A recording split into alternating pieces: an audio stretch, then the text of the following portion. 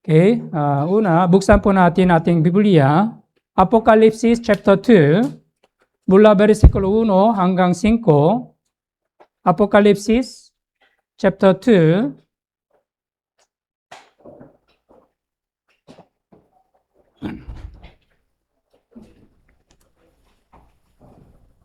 Apokalipsis chapter 2, mula versikulo 1 hanggang 5.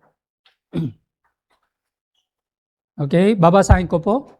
3, 2, 1. Sa anghel ng iglesia sa Efeso ay isulat mo, ang mga bagay na ito ay sinasabi ng may hawak ng 7 bituin sa kanyang kanang kamay na lumalakad sa gitna ng 7 gintong ilawan. Alam ko ang iyong magawa, ang iyong paggawa at pagtatyaga at hindi mo mapagtiisan ang masasamang tao at sinubok mo ang mga nagsasabing sila'y mga apostol, ngunit sila'y hindi gayon at natuklasan mo silang pawang mga sinungaling.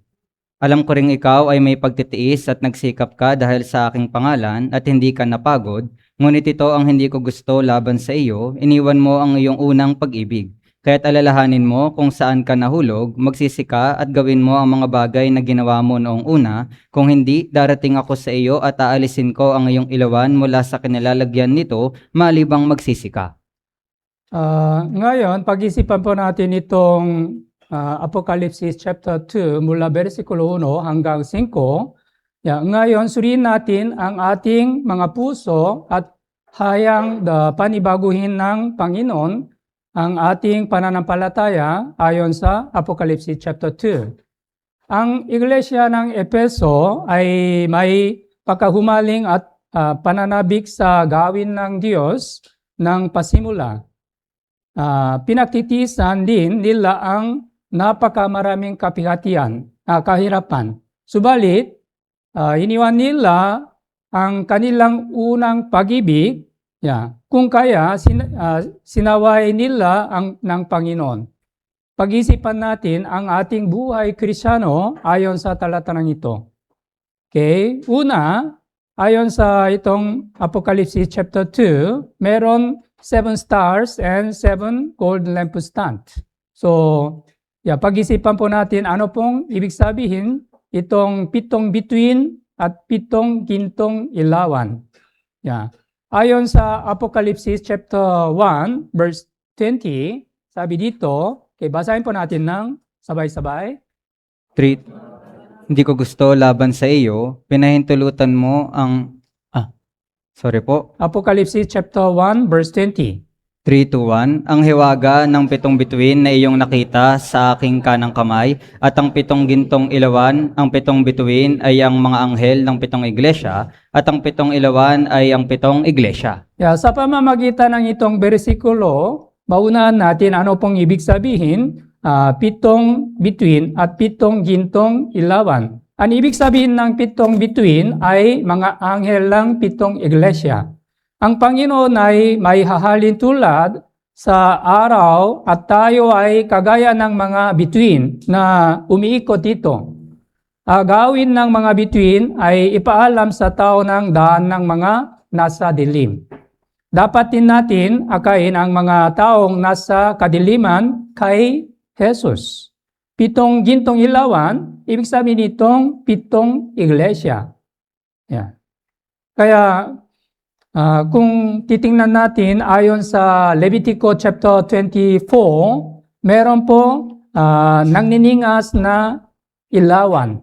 Ilawan ay larawan ng nangliliwanag na gawa ng banal na espiritu upang patuloy na magniningas ang ilawan.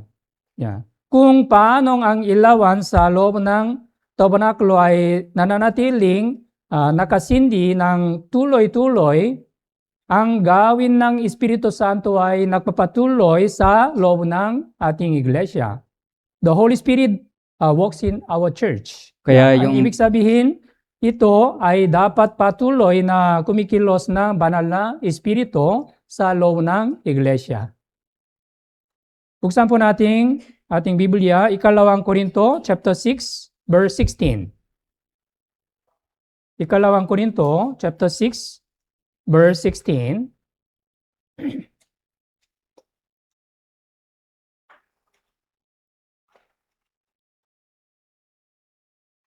Ikalawang Korinto, chapter 6, verse 16. Okay, basahin po natin ng sabay-sabay. 3, 2, 1. Anong pakikipagkaisa mayroon ng templo ng Diyos sa mga Diyos-Diyosan, sapagkat tayo'y templo ng Diyos na buhay, gaya ng sinabi ng Diyos, ako'y mananahan sa kanila at lalakad sa gitna nila, ako'y magiging kanilang Diyos at sila'y magiging aking bayan. Ngayon na araw, ang banal na espiritu ay nasa iglesia at kumikilos sa atin. Kung wala ang gawin ng banal na espiritu sa loob ng iglesia, wala sinumang maliligtas. Sapagkat walang magaganap ng gawin ng kaligtasan. Sabi dito, Ikalawang Korinto chapter 6, verse 16, sinabi ng Diyos, ako'y mananahanan sa kanila, alalakad sa gitna nila. Ibig sabihin, kumikilos ang Espiritu Santo sa loob ng iglesia ngayon. Sapagkat tayo ay templo ng Diyos na buhay, gaya ng sinabi ng Diyos, ako'y mananahanan sa kanila at lalakad sa gitna nila. Ako'y maging kanilang Diyos at sila'y maging aking bayan. Okay. Apocalypse chapter 2, verse 2, sabi dito, alam ko ang inyong mga gawa, ang inyong paggawa. God knows all of our labor and patience. Ang unang paksang dapat isaalang-alang ay alam ng Diyos ang lahat ng ating pagsisikap at pagtitiyaga. Alam ng Diyos ang inyong mga gawa. I know your works. Kaya ayon sa Levitico chapter 2, verse 3, verse 2, and verse 3, okay, babasahin ko po. 3, 2, 1. Alam ko ang iyong mga gawa, ang iyong paggawa at pagtsatsaga, at hindi mo mapagtiisan ng masasamang tao, at sinubok mo ang mga nagsasabing sila'y mga apostol, ngunit sila'y hindi gayon, at natuklasan mo silang pawang mga sinungaling. Alam ko ring ikaw ay may pagtitiis at tagsikap ka dahil sa aking pangalan, at hindi ka napagod.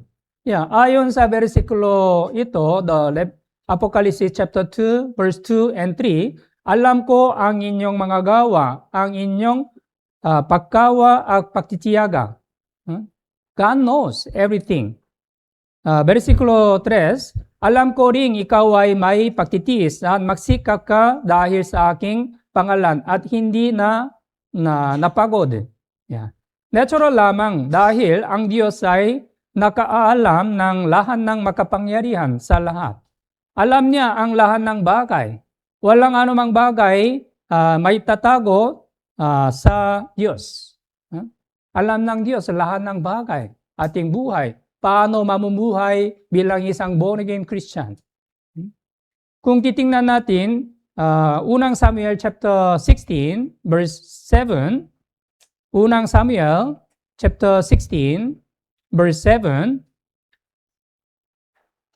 unang Samuel chapter 16, verse 7. Okay, babasahin ko po. Ngunit sinabi ng Panginoon kay Samuel, huwag mong tignan ang kanyang muka o ang taas ng kanyang tindig sapagkat itinakwil ko siya, sapagkat hindi tumitingin ng Panginoon na gaya ng pagtingin ng tao. Ang tao ay tumitingin sa panlabas na anyo, ngunit ang Panginoon ay tumitingin sa puso.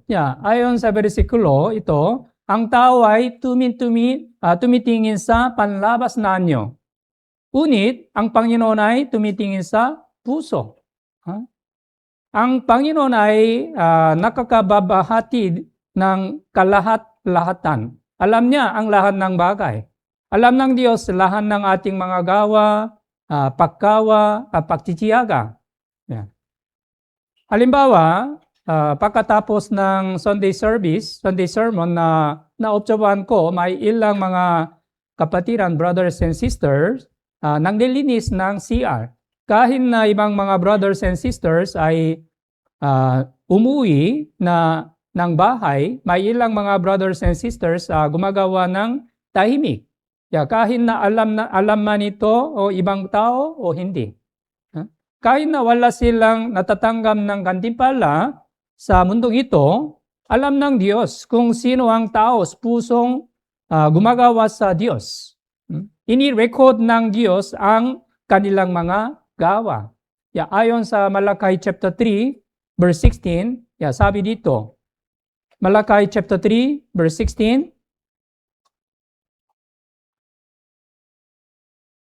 Malakay chapter 3, verse 16. Okay, basahin po natin ng sabay-sabay. 3:1 Nang magkagayoy, nag-usap silang mga natatakot sa Panginoon, binigyang pansin silang Panginoon at pinakinggan, at ang isang aklat ng alaala ay sinulat sa harap niya para sa kanila na natakot sa Panginoon at nagpahalaga sa kanyang pangalan. Dapat nating malaman na nakikita ng Panginoon ang lahat ng ating ginagawa at itinatala niya ang lahat.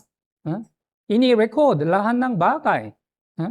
Saan isang aklat ng alalaala ay inisula sa harap niya. Ibig sabihin, alam ng Diyos ang lahat ng bagay. Pagkagawa, pagsisiyaga. Pero ayon sa the Apocalypse chapter 2 verse 4, sabi dito, Apocalypse chapter 2 verse 4, meron isaalang-alang natin kung bakit sinaway ng Panginoon ang iglesia ng Efeso. Pagsaway ng Diyos sa iglesia ng Efeso. Apocalypse chapter 2 verse 4. Okay, basahin po natin ng sabay-sabay. 3:1 Ngunit ito ang hindi ko gusto laban sa iyo, iniwan mo ang iyong unang pag-ibig. Sabi dito, unit ito ang hindi ko gusto laban sa inyo. Iniwan mo ang inyong unang pag-ibig. Ito ay problema. Sa Apocalypse chapter 2 verse 4, mababasa natin ang pagsaway ng Panginoon sa iglesia sa Efeso. Unit ito ang hindi ko gusto laban sa iyo. Iniwan mo ang inyong unang pag-ibig. Noong una, masigasing na minamahal at pinaglilikuran ng iglesia sa Efeso ang Panginoon. Ngunit, ang lumipas ang panahon, nawala ang init ang kanilang unang pag-ibig sa Kanya. Ito ang dahilan kung bakit sila sinaway ng Panginoon. Kumusta ang ating buhay pananampalataya? Nakalimutan na kaya natin ang ating unang pag-ibig? Hindi po. Efeso chapter 2, verse 3 hanggang verse 5. Efeso chapter 3, mula versikulo 3 hanggang 5. Efeso chapter 2, verse 3 hanggang 5. Babasahin ko po. At tayo nooy katutubong mga anak ng kaputan, gaya naman ng mga iba, ngunit ang Diyos palibhasa'y mayaman sa awa dahil sa kanyang malaking pag-ibig sa atin, maging noong tayo'y mga patay sa pamamagitan ng ating mga pagsuway, binuhay niya tayo kay Kristo, sa pamamagitan ng biyaya, kayo'y naligtas. Bago tayo malitas ang ating kaparalan ay walang hanggang pagkawasa. Tayo ay mga likas na anak ng kaputan. Subalit tayo ay naligtas sa pamamagitan ng biyaya ng Diyos. Sabi dito, tayo nooy katutubong mga anak ng kaputan, gaya namang mga iba. Pero sa biyaya ng Diyos, tayo ay naligtas. Ayon sa Efeso chapter 2 verse 8, sapagkat sa biyaya kayo'y naligtas sa pamamagitan ng pananampalataya. At ito ay hindi sa pamamagitan ng inyong sarili. Ito'y kalooban ng Diyos.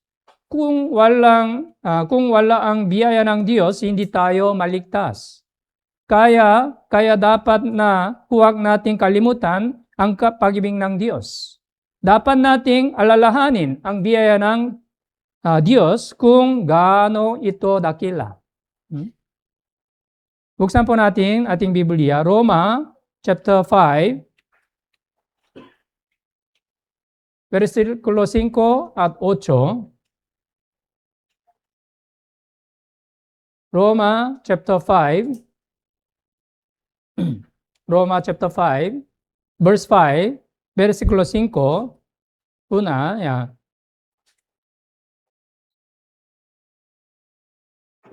Okay, basahin po natin ng sabay-sabay. 3, 2, 1. Ang pag-ibig ng Diyos ay binuhos sa ating mga puso sa pamamagitan ng Espiritu Santo, subalit pinatutunayan ng Diyos ang kanyang pag-ibig sa atin na noong tayo ay mga makasalanan pa, si Kristo ay namatay para sa atin. Noong tayo ay makasalanan pa, si Kristo ay namatay para sa ating kasalanan. Tinubos lahat ng ating kasalanan sa pamamagitan ng kanyang napakahalagang dugo. Yeah. Kaya natutunan natin kaano dakilang ang pag-ibig ng Diyos. Pag-ibig ng Diyos ay ibinuhos sa ating mga puso sa pamamagitan ng Espiritu Santo. Yeah. Kaya versikulo 8, sabi dito, subalit pinatutunayan ng Diyos ang kanilang pag-ibig sa atin na noong tayo ay makasalanan pa, si Kristo ay namatay para sa atin. Sa pamamagitan ng itong dakilang pag-ibig ng Diyos, sa pamamagitan ng itong biyaya ng Diyos, tayo ay naligtas. Kaya huwag kalimutan itong dakilang biyaya at pag-ibig ng Diyos. Inilarawan ng ilang Kristiyano na hindi natin may susulat ang pag-ibig ng Diyos kahit kamin natin ang tubig sa dagat upang gawing tinta sa langit. Ang pag-ibig ng Panginoon ay napakadakila at hindi kayang ipahayag ng ganap ng anumang salita. Bakit mo iniibig si Jesus? Bakit po? Dahil una tayong inibig ni Jesus at iligtas tayo mula sa walang hanggang pagkawasa. Tama po ba? Yeah.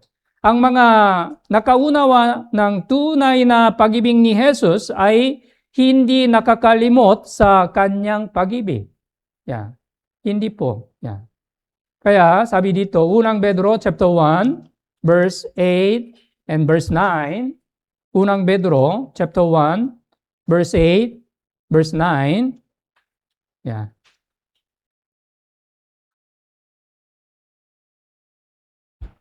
Okay, basahin po natin ng sabay-sabay. 3, 2, 1. Hindi ninyo siya nakita, gayon may inyong iniibig, bagamat ngayon ay hindi ninyo siya nakikita, gayon may inyong sinasampalatayanan. At kayo ay nagagalak na may galak na hindi may paliwanag at puspos ng kaluwalhatian, na inyong tinatanggap ang bunga ng inyong pananampalataya, ang kaligtasan ng inyong mga kaluluwa. Hindi ninyo siya nakikita, gayon may inyong iniibig, bagamat ngayon ay hindi ninyo siya nakikita, gayon may inyong sinasampalatayanan. Yeah. Noong ikaw ay maligtas na unang pagkakataon, ikaw ay nasiyahan sa Panginoon lamang. Paano naman ngayon? Ikaw ba ay talagang nasisiyahan sa Panginoon lamang? O mayroon kang ibang bagay sa inyong puso na inyong iniibig? Ayon sa mga awit 73 verse 25, anong mayroon ako sa langit kundi ikaw? At liban sa inyo, wala akong anumang ninanasa sa lupa. Yeah. Ngunit, ayon sa Apocalypse chapter 2 verse 4, yeah, Iglesia ng Epeso, iniwan mo ang inyong unang pag-ibig. Iniwan mo ang inyong unang pag-ibig. Ang talatang ito ay tunay na nakapagpalungkot sa ating mga puso. Buksan po natin mga Hebreo chapter 10 verse 38.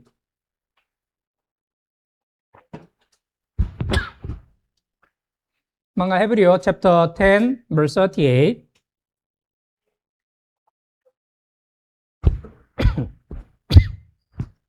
Okay, basahin po natin ng sabay-sabay. 3, 2, 1. Ngunit ang aking matuwid na lingkod ay mabubuhay sa pananampalataya, ngunit kung siya'y tumalikod, ang aking kaluluwa ay hindi malulugod sa kanya. Ngunit kung siya ay tumalikod ang aking kaluluwa'y hindi malulugod sa Kanya.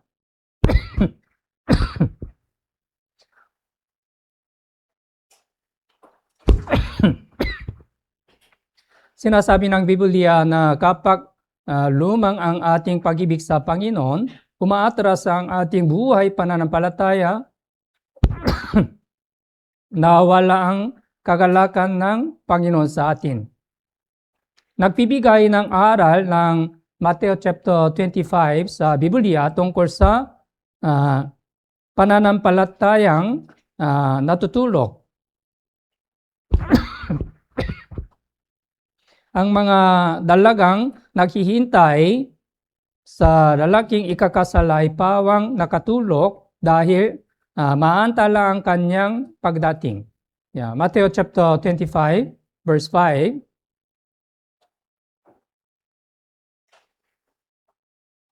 Matthew chapter 25 verse 5, babasahin ko po. Samantalang naantala pa ang lalaking ikakasal ay inantok silang lahat at nakatulog, subalit habang naantala ang lalaking ikakasal, sila ay inaantok at nakatulog.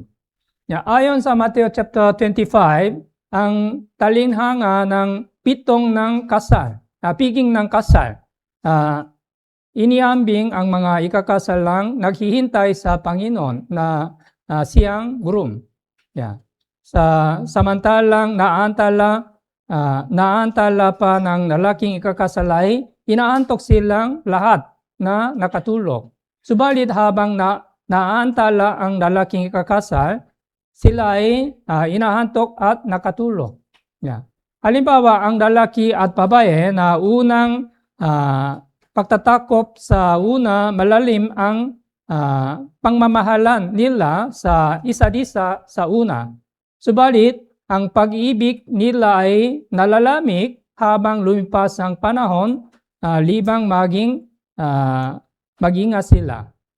sila.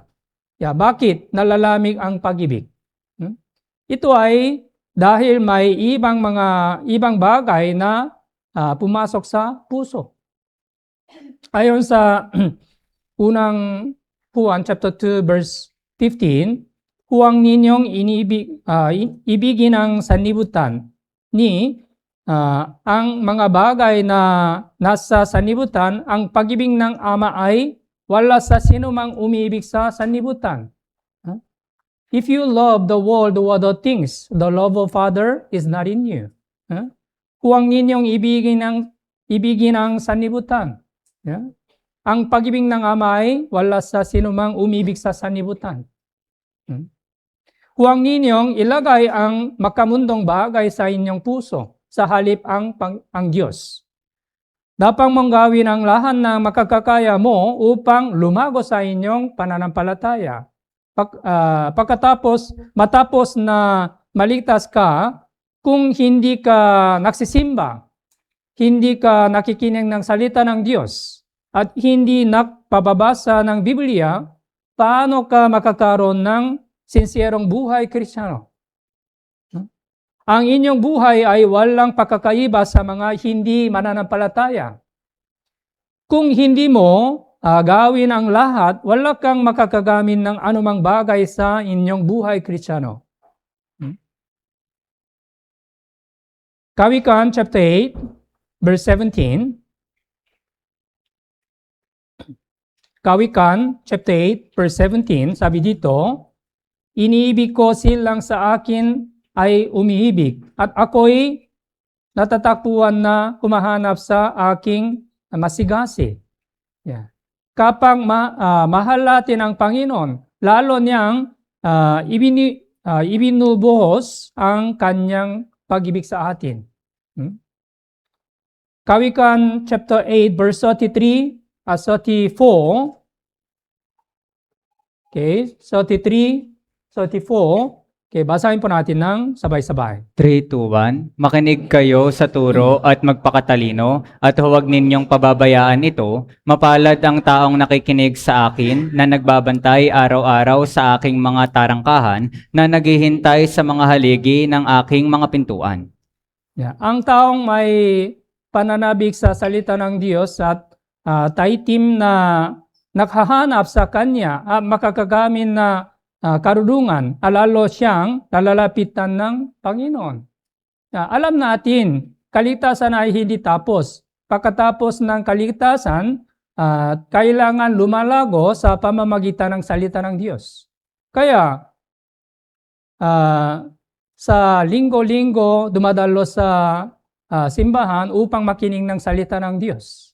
Upang makakaroon ng fellowship sama-sama.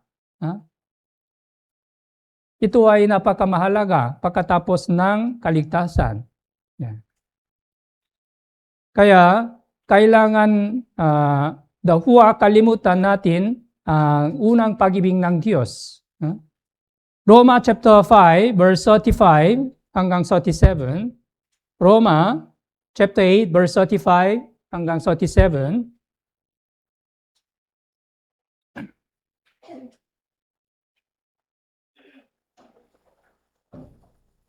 Okay, basahin po natin ng sabay-sabay. 3, 2, 1. Sino ang makapaghihiwalay sa atin sa pag-ibig ni Kristo? Ang kahirapan ba? O ang kapigatian? O ang pag-uusig? O ang taggutom? O ang kahubaran? O ang panganib? O ang tabak? Gaya ng nasusulat, dahil sa iyo kami pinapatay sa buong araw, kami ay itinuring na mga tupas sa katayan, ngunit sa lahat ng mga bagay na ito, tayo higit pa sa mga nagtatagumpay sa pamagitan niya na sa atin ay umibig. Kailangan natin ingatan ang unang pag-ibig hanggang sa huli. Ang unang pag-ibig na ating tinanggap ay kailangan magpatuloy hanggang sa huli. Ayon sa Roma chapter 8, verse 35, sino ang makapaghihiwalay sa atin sa pag-ibig ni Kristo? Ang kahirapan ba? O kapighatian? O pag-uusig? O ang tagugutom? Ang kahubaran? Ang panganib? O ang tabak? Kaya, hindi natin dapat kalimutan kailanman ang pag-ibig ng Panginoon. Sino ang makapaghihiwalay sa atin sa pag-ibig ni Kristo? Wala anumang makakahiwalay sa ating sa pag-ibig ng Panginoon. Hebrew chapter 3, verse 14. Mga Hebrew chapter 3, verse 14. Okay. Basahin po natin ng sabay-sabay. 3, 2, 1. Sapagkat tayo'y nagiging kabahagi ni Kristo, kung ating hinahawakang matatag ang pasimula ng ating pagtitiwala hanggang sa katapusan. Mula nang tayo ay maligtas hanggang sa araw na humaharap tayo sa Panginoon, kailangan natin ingatan at panatilihin ang ating pananampalataya. Kailangan natin ingatan at panatilihan ang ating pananampalataya. Hindi kailanman dapat mababago ang ating pananampalataya hanggang sa huli. Ayon sa Apocalypse chapter 2, verse 5, repent and do the first work. Kaya, kung nakalimutan natin ang ating unang pag-ibig sa Panginoon, o lumayo tayo sa kanyang iglesia, sasawain tayo ng Panginoon. Kung hindi tayo magsisisi hanggang sa huli, binabalaan niya ang gawin ng Banal na Espiritu sa ating kalagitanan. Apocalypse chapter 2, verse 5. Apocalypse chapter 2, verse 5.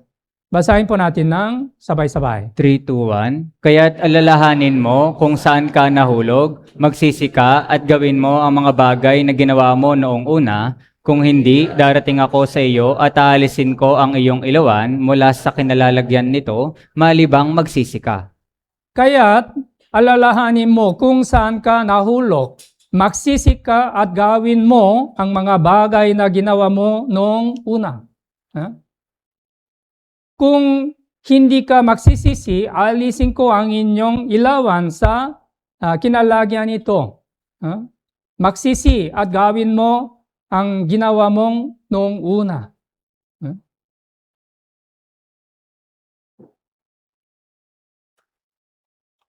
kung titingnan natin, Nehemiah chapter 3,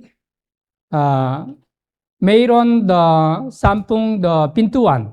Yeah. Kailangan suriin natin ating pananampalataya na individual na dapat na magsisisi kung mayroon nagawang mali. Sa tuwing may panahon tayo, dapat nating suriin ang ating pananampalataya ayon sa salita ng Diyos. Kung titingnan mo ang aklat ng Nehemias, may tatlong mahalagang pintuan na kailangan nating tandahan.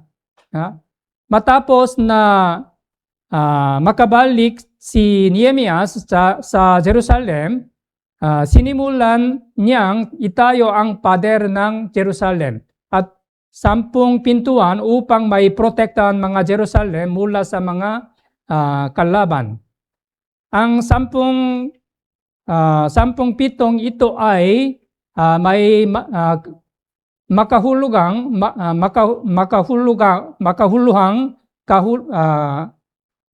kahulugan ng ating buhay Kristiyano. Ang ating pananampalataya ay dapat nakatayo din sa isang matibay na pundasyon. Sa 10 pintuan ito, titingnan natin ang 3 pintuan na kailangan nating alalahanin. Una, pintuan ng tupa. Ikalawa, pintuan ng ista. Ikatlo, matandang pintuan.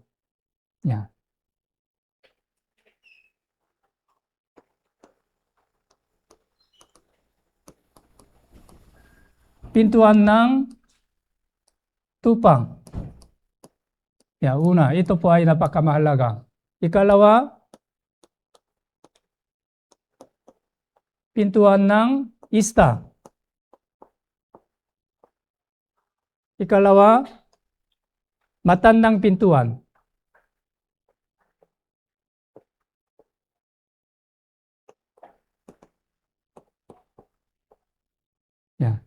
Kaya, pag-isipan po natin ano pong ibig sabihin. Pintuan ng tupa, pintuan ng ista, pintuan ng matandang pintuan.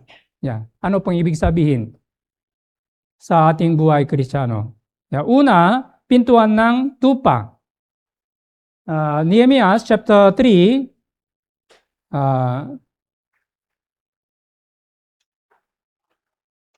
verse 3, sabi dito, babasahin ko po. Nang magkagayoy, si Eliasib na pinakapunong pari ay tumayong kasama ng kanyang mga kasamahang pari at kanilang itinayo ang pintuan ng mga tupa. Ito ay kanilang itinalaga at inilagay ang mga pinto niyon. Kanilang itinalaga ito hanggang sa tore ng Sandaan at hanggang sa tore ng Hananel. Unang pintuan, ito ay pintuan ng tupa. Here, kanilang itinayo ang pintuan ng mga tupa. Ano pong ibig sabihin? Ang ating buhay Kristiyano ay nagsisimula sa pintuan ng tupa at magtatapos sa pintuan ng tupa. Juan chapter 10, verse 7 hanggang verse 9. John chapter 10, verse 7 hanggang verse 9.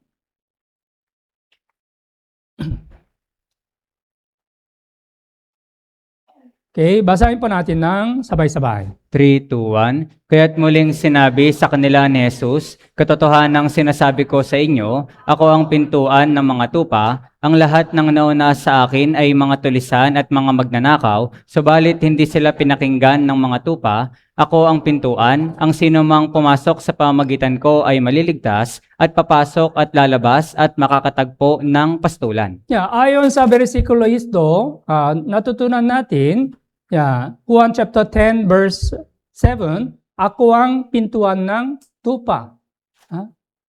So, si Jesus ay pintuan ng mga tupa. Ibig sabihin, natanggap natin kaligtasan sa pamamagitan ng kay Jesus.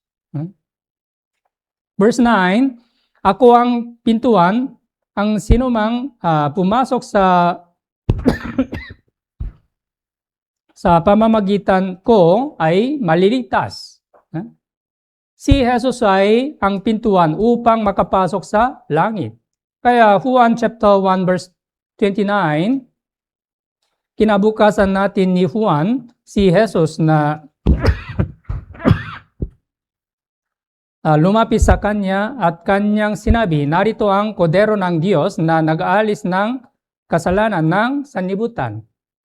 Narito ang kodero ng Diyos na nag-aalis ng kasalanan ng sanlibutan. Ang dugo ni Jesus ang pagsimula ng ating buhay sa iglesia at ang katapusan.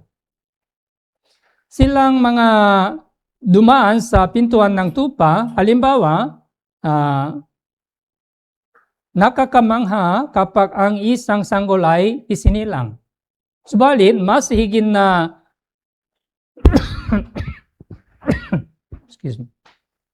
nakakamangha na ang isang tao ay naipananamuli kumpara sa bagong silang na sangkol. Ang taong makakapasok sa pintuan ng tupa ay ang Kristiyano, ang naging bagong nilalang kay Kristo. Ikalawang Korinto chapter 5 verse 17. Ikalawang Korinto chapter 5 verse 17. Okay, basahin po natin ng sabay-sabay. 3, 2, 1. Kaya't kung ang sino man ay na kay Kristo, siya'y bagong nilalang, ang mga lumang bagay ay lumipas na, tignan ninyo, ang lahat ay naging bago. Yeah. Pagkatapos ng kaligtasan, tayo ay nagiging bagong nilalang kay Kristo. Yeah. Kaya kung ang sino man ay na kay Kristo, siya ay bagong nilalang. Ang mga lumang bagay ay lumipas na. Tingnan nyo, ang lahat ay naging bago. Ang mga born-again Christian ay nakatanggap ang banal na espiritu at makakaroon ng bagong puso. Bago makakaroon ng kaligtasan, siya ay nakatuon lamang sa kanyang sarili at sa mga makamundong bagay. Subalit, ngayon minamahal na niya ang Panginoon, ang simbahan at mga brothers and sisters. Number 2, silang mga dumaan sa pintuan ng tupa, ay mga tunay na born-again Christian na may pag-asa sa langit. Ang pananaw nila sa buhay ay iba noon. Yeah, iba noon. Yeah. Ako ba talaga ay dumaan na sa pintuan ng tupa? Napakamaraming born-again Christian, subalit ang ilan sa kanila ay namumuhay na kagaya ng mga hindi mananampalataya. Dapat nating isipin na ako ba ay may tunay na pagtitiwala na tumayo sa harapan ng Panginoon? Dapat nating alalahanin na mayroon din mga huwad na kapatid sa simbahan. Si Apostol Pablo, dati ay nasa panganim na mga huwad na kapatiran. Si Akan ay nasa gitna ng mga Israelita, subalit wala siyang pananampalataya sa Diyos. Tama po ba? Yeah. Kung kaya itinago niya ang ginto at balabal sa tulda. Yeah. Sa halip, si Lahab ay isang babaeng hentil na nasa Jericho, subalit mayroon siyang pananampalataya sa Diyos. Kung kaya, siya ay tunay na naliwala sa salita ng Diyos, kahit na isang miyembro ng naninirahan sa simbahan, subalit maaaring mayroon paring taong na walang pananampalataya. Dapat nating suriin ang ating sarili bilang taong nakapasok sa pintuan ng tupa. Paano tayo namumuhay? Ikalawang Korinto chapter 13 verse 5. Ikalawang Korinto chapter 13 verse 5. Okay, basahin po natin ng sabay-sabay. 3, 2, 1. Siyasatin ninyo ang inyong mga sarili kung kayo'y nasa pananampalataya, subukin ninyo ang inyong mga sarili. Hindi ba ninyo nalalaman na si Jesucristo ay nasa inyo, malibang kayo'y nabigo sa pagsubok? Ikalawang Korinto chapter 13 verse 5. Siyasatin ninyo ang inyong sarili kung kayo'y nasa pananampalataya. Examine your faith. Subukin ninyo ang inyong mga sarili. Hindi ba ninyo nalalaman na si Jesucristo ay nasa sa inyo? Malibang kayo'y mabigo sa pagsubok. Kapag isinilang ang sanggol, nanasain niya ang gatas ng ina at siya ay lago. Kung ikaw ay tunay na born-again Christian mo rin ay malinis na gatas ng siyang salita ng lago. Okay, so Nehemiah chapter 3 verse 3. Nehemiah chapter 3 verse 3.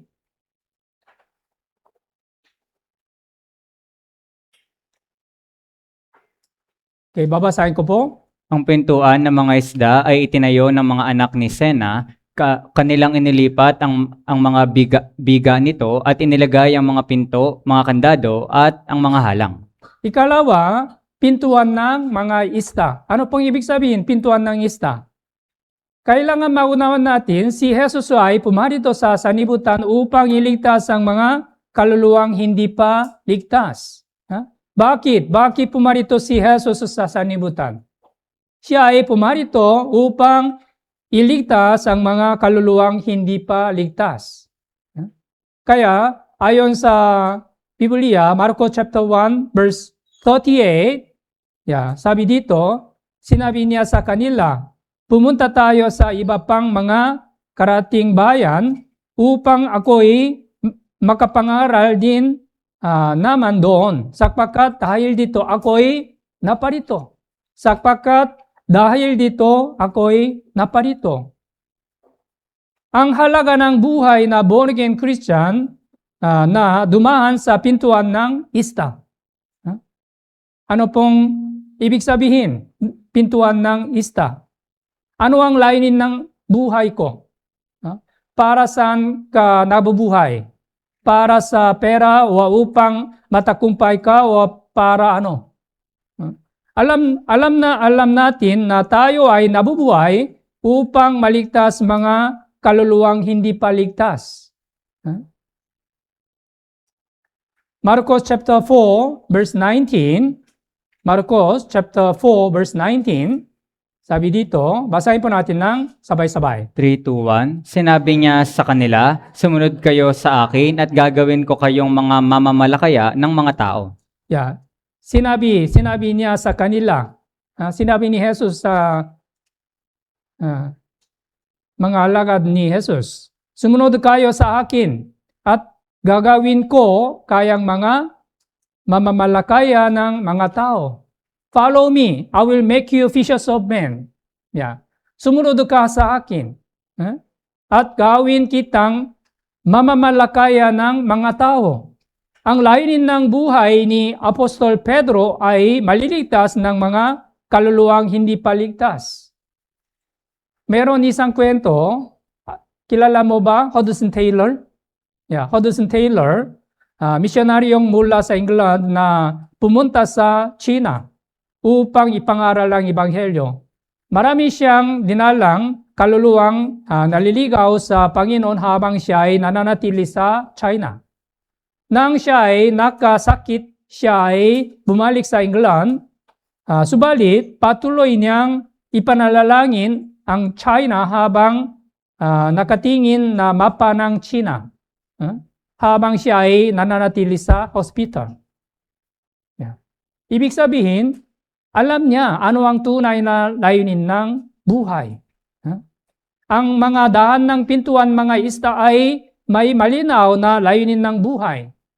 Ayon sa awit 118 verse 17, hindi ako mamamatay kundi mabubuhay at ang mga gawa ng Panginoon ay isasalaysay.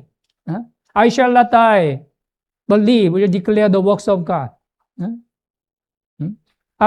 mga tunay na ligtas ay may pag-asa.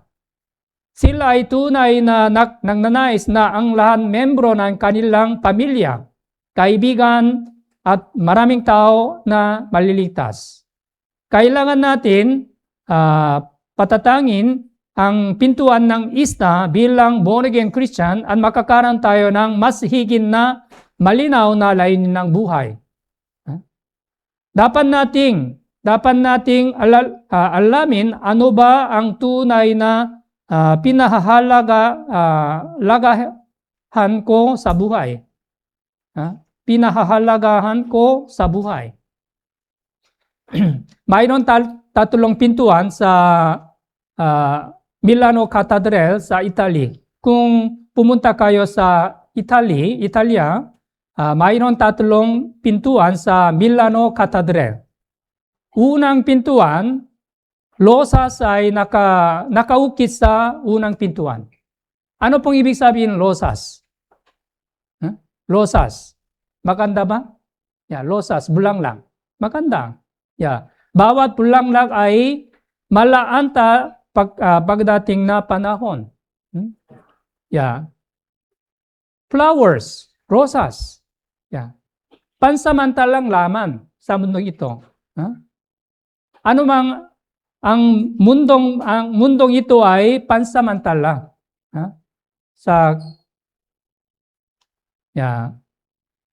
Beauty at happiness, pansamantalang ito, ibig sabihin. Dito sa Ortigas Church, mayroon daw magandang sisters. Pero, lumipas ang panahon, magiging lola. Kaya, ibig sabihin, losas ay nakaukit sa unang pintuan, ibig sabihin, bawat bulaglag ay malahanta ang pagdating ng panahon. Ang mundong ito ay pansamantala. Ikalawa, krus ay nakaukit sa ikalawang pintuan. Cross. Ano pong ibig sabihin cross? Pagturusa. Kapighatian. Mga pagturusa sa mundong ito ay pansamantala rin. Sufferings and pains, pansamantala ito rin. And ang ikatlong pintuan, ang pinakamahalagang bagay ay walang hanggang bagay. Ito ay nakasulat sa ikatlong pintuan. Ang pinakamahalagang bagay ay walang hanggang bagay. Ibig sabihin, pinakamahalagang bagay ay walang hanggang bagay. Ibig sabihin, walang hanggang buhay. Right? Kung gayon, ang mga nabubuhay para sa walang hanggang bagay ay matalinong tao. Ang mga tunay na sumusunod kay Jesus ay mayroon pagkahumaling na maliligtas na mga pagkahumaling hindi pa ligtas. Halimbawa, noong 1912, nang ang Titanic ay lumubog, walang nakalibre sa harap ng kamatayan. Mayaman man o mahirap, maging ang matataas o mabababa, maging ang sikat man o hindi kilala, o ito ay tunay na totoo. Sa harap ng kamatayan, walang sinumang exception. Mayaman o mahirap, mataas, mababa, sikat man o hindi kilala, walang sino man ang exception sa harap ng kamatayan. Number 3, Nehemiah chapter 3, verse 6. Buksan po natin ang Biblia. Nehemiah chapter 3, verse 6. Okay, babasahin ko po. Ang matandang pintuan ay kinukumpuni nina Joada na anak ni Paseya at ni Mesulam na anak ni Besodias. Kanilang inilapat ang mga biga nito at inilagay ang mga pinto, mga kandado at ang mga halang niyon. Ikatlo, ito ay ang matandang pintuan. Ano pong ibig sabihin matandang pintuan? Ano ang katotohanan? isa sa katangian ng katotohanan ay hindi nababago. Ang pananampalataya ng Kristiyano ay ayon sa katotohanan. Tama po ba? Yeah. Kung kaya, ang ating pananampalataya ay hindi dapat pababago bago anumang sitwasyon. Naintindihan niyo po? Yeah. Hebrew chapter 13 verse 8, Hebrew chapter 13 verse 8, si Hesus Kristo ay siya rin kahapon, ngayon, at magpakailanman. Si Jesus ay same. Yesterday, today, and forever. Hindi dapat pababago bago anumang sitwasyon. Ito ay katangian ng katotohanan. Pareho po, ating pananampalataya, kailangan hindi dapat mababago bago anumang sitwasyon. Jeremias chapter 6 verse 16. Jeremias chapter 6 verse 16. Jeremias chapter 6 verse 16. Basahin po natin ng sabay-sabay. 3, 2, 1. Ganito ang sabi ng Panginoon, tumayo kayo sa mga daan at tumingin at ipagtanong ninyo ang mga sinaunang landas kung saan naroon ang mabuting daan at lumakad kayo roon at kayo'y makakatagpo ng kapahingahan para sa inyong mga kaluluwa, ngunit kanilang sinabi, hindi kami lalakad doon. Ang sinaunang landas ay ang daan ng katotohanan at ang matuwid na landas ng pananampalataya, kung saan patuloy dapat nating sinusunod ang Panginoon ng hindi lumilihis o nagpabago. Jeremias chapter 18 verse 15. Babasahin ko po. Jeremias chapter 18 verse 15. Ngunit kinalimutan ako ng aking bayan, sila'y nagsusunog ng insenso sa mga di tunay na Diyos at sila'y natisod sa kanilang mga lakad sa mga sinaunang landas at lumakad sa mga daan sa tabi-tabi, hindi sa lansangang bayan. Sinaunang landas, lumalakad sa mga daan ng tabi-tabi, hindi sa lansaganang bayan. Natanggap natin ang dakilang pag-ibig ng tayo ay naligtas. Subalit ang pag-ibig ay nalalamig habang lumipas ang panahon. Dapat nating malalaman kung ano ang tunay na mahalaga. Dapat nating ingatan ang mahalagang bagay sa halip na matatamo ang bagong bagay. Unang Juan chapter 2 verse 24. Unang Juan chapter 2 verse 24. Okay, basahin po natin ng sabay-sabay. 3, 2, 1. Manatili sa inyo ang inyong naririnig buhat ng pasimula. Kung nananatili sa inyo ang narinig ninyo buhat ng pasimula, kayo naman ay mananatili sa anak at sa ama. Sabi dito, Unang Juan chapter 2 verse 24, manatili sa inyo ang inyong narinig buhat ng pasimula. Ang ayaw ng bagay na paulit-ulit ay laging naghahanap ng makabago. Subalit silang sumusubong na makatakbo ng bago ay dapat maging maingat na hindi mawalang tunay na mahalagang bagay. Kung may isang tao na magtuturo ng marami at iba't ibang bagay sa mga tao, hindi nila naunawan kung ano ang mahalagang bagay. Dapat natin panghawakan ng napakahalagang katuruan ng Biblia sa halip na ipilit ang mga bagong bagay. Ang mga Athens sa Greece ay nais ng mga bagong bagay. Subalit hindi nila alam kung ano ang tunay na mahalagang bagay. Mayroon mga taong inibig na mga bagong katuruan, mga bagong bagay, subalit ito ay hindi laging mabuti sa ating pananampalataya. Halimbawa, ating Bible seminar. Pareho po. Pero alam natin lahat ng nilalaman ng ating mga Bible seminar, kahit alam na natin ang nilalaman ng Bible seminar, dapat tayong sumamang makikinig upang mag-aakay ang mga kaluluwang hindi pa ligtas. Itinuturo din sa atin ito ng Biblia ng paulit-ulit.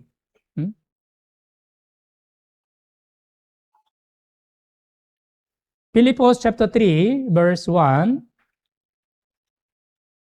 Buksan po natin Biblia. Filipos chapter 3, verse 1. Okay. Basahin po natin ng sabay-sabay. 3, 2, 1. Kahuli-hulihan, mga kapatid ko, magalak kayo sa Panginoon. Ang sumulat sa inyo ng gayon ding mga bagay ay hindi kalabisan sa akin, kundi para sa inyong ikaliligtas. Yeah.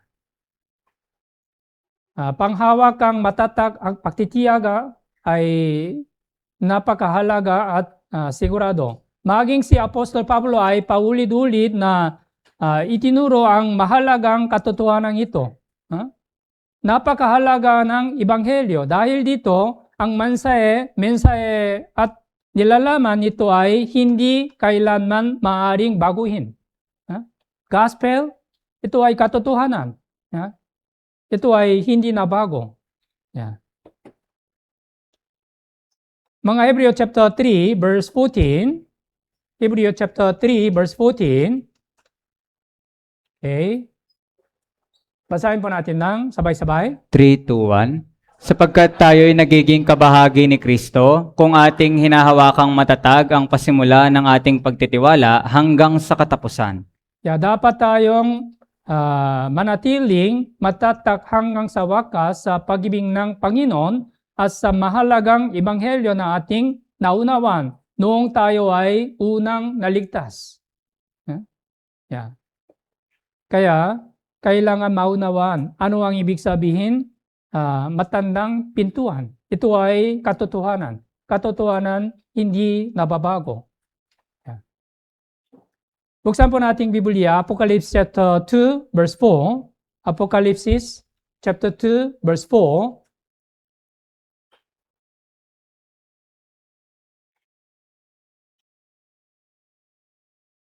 Okay, chapter 2, verse 4. Okay, basahin po natin ng sabay-sabay. 3, 2, 1. Ngunit ito ang hindi ko gusto laban sa iyo, iniwan mo ang iyong unang pag-ibig. Ngunit ito ang hindi ko gusto laban sa inyo, iniwan mo ang inyong unang pag-ibig. You have left your first love. Ang pasimula ng iglesia ng Efeso ay mabuti. Subalit, iniwan nila ang kanilang unang pag-ibig. May ilang mga tao, kagaya ng iglesia ng Efeso. Nang una, nang sila ay born again, nabubuhay sila para sa Panginoon na may pagkahumaling, subalit nakalimutan nila ang pag-ibig. At sila ay dumadalo na lamang sa simbahan kagaya ng reliyosong tao. Nakalimutan ng unang pag-ibig ng Diyos. Pero dumadalo sila sa simbahan linggo-linggo, kagaya ng reliyosong tao. Ibig sabihin, ayon sa ikalawang Timoteo chapter 3, verse 5, na may anyo ng kabanalan, ngunit tinatanggihan ang kapangyarihan nito. Sila ay walang kapangyarihan. Ano mangyari kung nakalimutan natin ang pag-ibig ng Panginoon at iniwan mo ang kanyang pag-ibig? Walang kapangyarihan at pagkahumaling sa Panginoon. Apocalypse chapter 3, verse 15, 18, 15 and 16. Apocalypse chapter 3, verse 15, verse 16.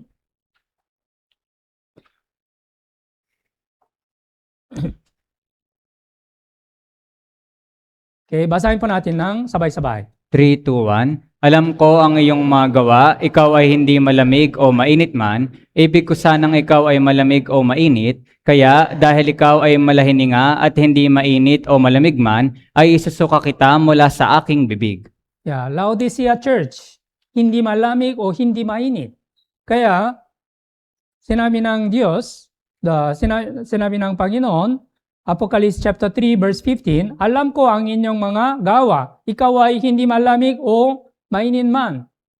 ibig ko sanang ikaw ay malamig o mainit. Kaya dahil ikaw ay malahininga at hindi mainit o malamig man, isusuka kita mula sa aking bibig. Ang muling pagdating ni Jesus ay napakalapit na subalit napakamaraming Kristiyano ang natutulog. Kagaya the Matthew chapter 25. Samantalang maantala ang lalaking ikakasala, iantok silang lahat ng nakatulog. Kung ikaw ay natutulog sa pananampalataya, kagaya ng babaeng ikakasal na naghihintay sa lalaking ikakasal, dapat kang gumigising at maging handa para sa Panginoon. Dapat nating suriin ating pananampalataya kung iningatan natin ang unang pag-ibig o hindi. Apocalypse chapter 2, verse 5. Kaya alalahanin mo kung saan ka nahulog, magsisi ka at gawin mo ang mga bagay na gawin mo nung una.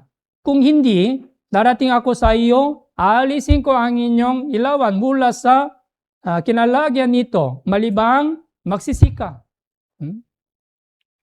Magsisi ka at gawin mo ang mga bagay na ginawa mo nung una. Kailangan nating suriin ating sarili sa salita ng Diyos kung tayo ay nasa pananampalataya ba o wala. Ito ay nasa gitna ng 2026, almost August. Kung ikaw ay hindi naging tapat sa taong ito, kailangan mong suriin ang inyong buhay Kristiyano pagsisihan ang maling bagay sa harapan ng Panginoon. Kung nakalimutan mo ang unang pag-ibig, dapat mong ibalik ang unang pag-ibig sa Panginoon. Dapat natin ilagay sa ating isipan, tayo ay nabubuhay sa katapusan ng Panginoon. Ang muling pagdating ni Jesus ay napakalapit na. Maraming tandaan sa huling panahon. Tama po ba? Maraming gera sa Middle East, Russia, Ukraine, maraming window, maraming tanda sa ating panahon. Ang muling pagdating ni Jesus ay napakalapit na.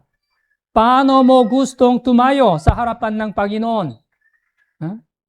Wala na tayong sapat na oras para mabuhay para sa Panginoon. Huwag mong sayangin ang inyong buhay sa mga walang kabuluhang bagay. Naintindihan niyo po? Efeso chapter 5, verse 15, 16. Efeso chapter 5, verse 15, 16. Basahin po natin ng sabay-sabay. 3, 2, 1. Kaya't maging maingat kayo sa inyong paglakad, hindi gaya ng mga mangmang, kundi gaya ng marurunong na sinasamantala ang panahon sapagkat ang mga araw ay masasama. Kaya maging maingat kayo sa inyong palalakad, hindi gaya ng mga mangmang, kundi gaya ng marunong. Nasa sinasamantala ang panahon. Sapagkat ang mga araw ay masasama.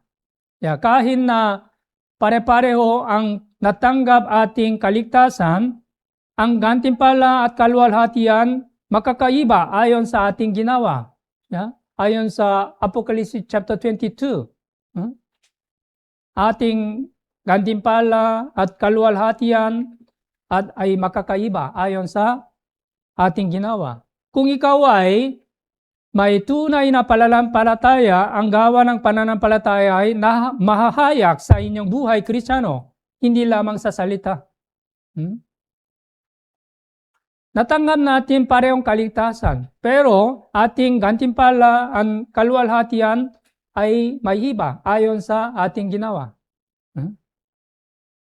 Kaya, sabi dito, 1 Corinto chapter 15, verse 58, 1 Corinto chapter 15, verse 58.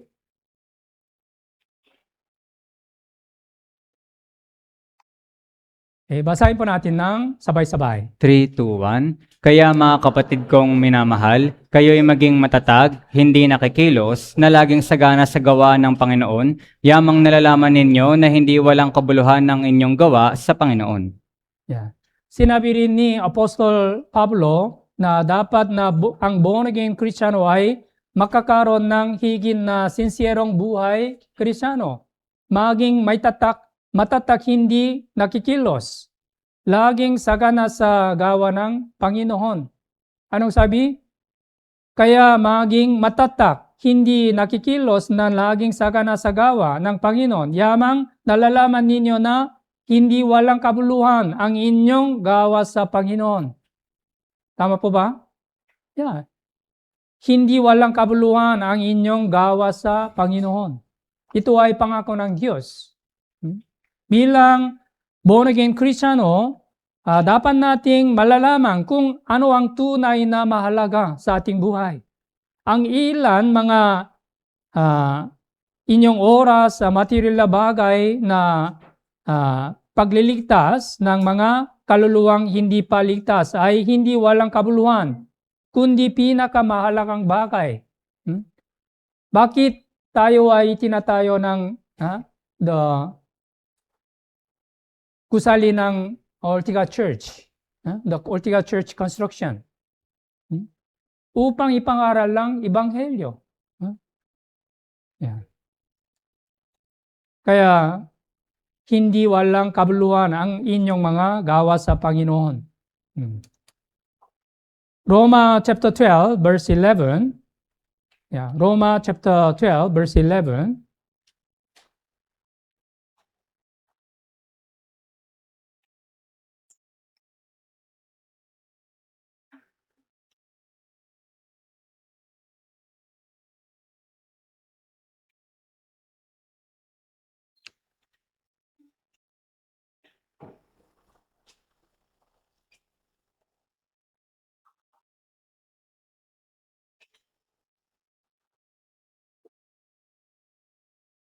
Ako ay talagang nalalangin na ating mga brothers and sisters ay mas maging sincero, matapas sa 2026 sa taong ito. Yeah. Roma chapter 12 verse 11. Okay, basahin po natin ng sabay-sabay. 3, 2, 1. Huwag maging tamad sa pagsisikap, maging maalab sa espiritu na naglilingkod sa Panginoon.